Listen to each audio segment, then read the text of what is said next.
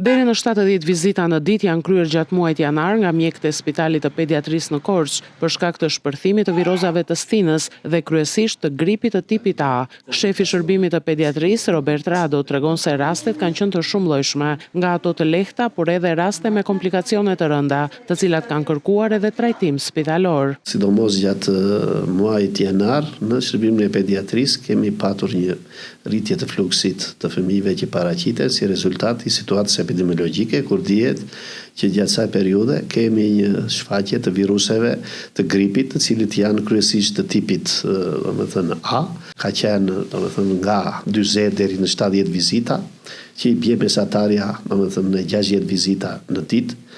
Dhe rastet ka qenë nga më të ndryshmet, ka patur raste me simptoma të lehta, të gripit, deri në ato të cilët kanë dhënë dhe komplikacione, për të cilët janë marrë masa dhe janë bërë shtrime në spital dhe janë ndjekur deri në përmirësimin përfundimtar të tyre. Mjeku sugjeron që të evitohen sa të jetë e mundur grumbullimet, në mënyrë që virusi të mos përhapet, pasi ky lloj gripi është i shoqëruar me temperaturë të lartë e të zgjatur, çka e bën edhe më të vështirë kurimin. Duhet që të bëhet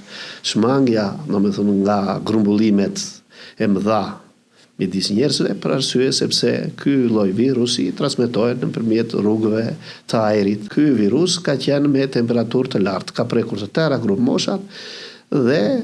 një nga karakteristikat kryesore ose simptomi kryesor është temperatura e lartë, e cila ka qenë në shifrat të larta dhe deri në 40. 5-6 ditë, ndërsa rastet cilët vazhdon temperatura mbi 6 ditë apo një javë, atëherë duhet menduar për një ndër komplikacione që jep gripi, i cili mund të jetë në të gjitha sistemet. Një dietë e shëndetshme, por edhe konsumimi i lëngjeve dhe çajrave janë të domosdoshme për të gjithë qytetarët e sidomos fëmijët e prekur nga gripi.